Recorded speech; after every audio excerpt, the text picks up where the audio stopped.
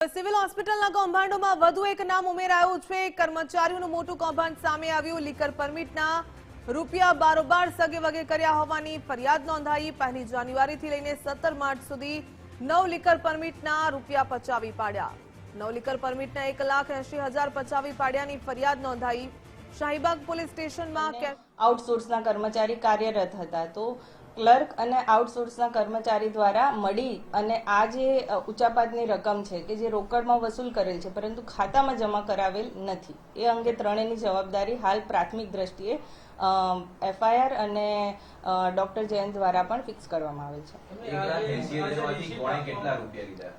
અત્યારે હાલ એ બાબતે પૂછપરછ ચાલુ છે કે 1,80,000માં એ ત્રણેય જે આરોપી છે એમણે કઈ રીતે અને કેટલા રૂપિયા લીધેલ છે, જે અંગે હાલ પૂછપરછ ચાલુ છે।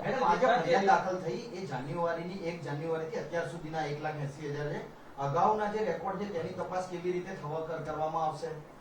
અત્યારે જે 1,80,000ની રકમ છે એનો સમયગાળો 1/1/2026 થી 17/3/2026 સુધીના રજીસ્ટરના આધારે ચેક કરેલ છે। આ સિવાય આની અગાઉના અને વાર્ષિક કેટલા અરજદાર અને કેટલા પેટે રોકડ રકમ લીધેલ છે અથવા તો જમા કરાવેલ નથી, એ રજીસ્ટર તથા એની જે બેંક એકાઉન્ટની ડિટેલ્સ છે એની સાથે મેચ કરી અને આગળની તપાસ હાથ ધરવામાં આવશે।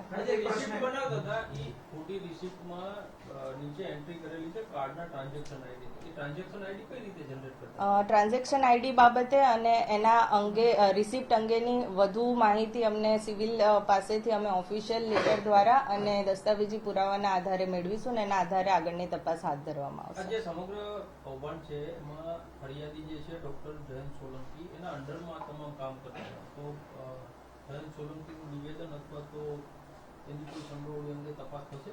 જે અંગે પણ પુરાવાના આધારે અને અન્ય દસ્તાવેજી પુરાવાના આધારે સંપૂર્ણ તપાસ હાથ ધરવામાં આવશે। મેડમ, આપણે એક વાત કહી કે જે રૂપિયા હતા તે ઓનલાઈન લેવા એવો નિયમ છે, પરંતુ આરોપીઓ રોકડ મેળવતા હતા।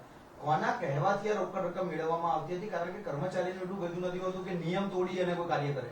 જે બાબતે પણ હાલમાં તપાસ ચાલુ છે કે આ ત્રણેય આરોપી છે કોના કયાથી અથવા તો કોની, આ ત્રણ આરોપી સિવાય પણ અન્ય કોઈની સંડોવણી હશે તો એ બાબતે પણ હાલ તપાસ હાથ ધરવામાં આવેલ છે। સર, ખાસ કરીને જે ઓનલાઈન પેમેન્ટ માટેની સિસ્ટમ હોય છે, તો આ લોકો ઓનલાઈન પેમેન્ટ કરતા હતા, તો સિસ્ટમની અંદર કોઈ પણ પરમિટ નવી ઇસ્યુ કઈ રીતે થતી હતી અને જો રિન્યુ કરવાની હોય તો રિન્યુ કેવી રીતે થતી હતી? કારણ કે જ્યાં સુધી પેમેન્ટ ઓપ્શન ક્લિયર ન થાય, કારણ કે કેશનું ઓપ્શન તો હશે જ નહીં, તો ઓનલાઈન પેમેન્ટના ઓપ્શનના અંદર આ લોકો સિસ્ટમની અંદર કોઈ ગેરરીતિ કરતા હતા કે કેમ? અત્યારે પ્રાથમિક એફઆઈઆરની દ્રષ્ટિએ માત્ર 1,80,000ની ઉચાપાત અંગે ફરિયાદ આપવામાં આવેલ છે। આ અંગે કઈ રીતની આખી એસઓપી નિયમ મુજબ ફોલો કરવાની છે તે તપાસ દરમિયાન સિવિલ હોસ્પિટલ તથા અન્ય જે પણ કન્સર્ન અધિકારી છે તેમની પાસેથી પણ માંગવામાં આવશે અને એ મુજબ પણ આગળની તપાસ હાથ ધરવામાં આવશે।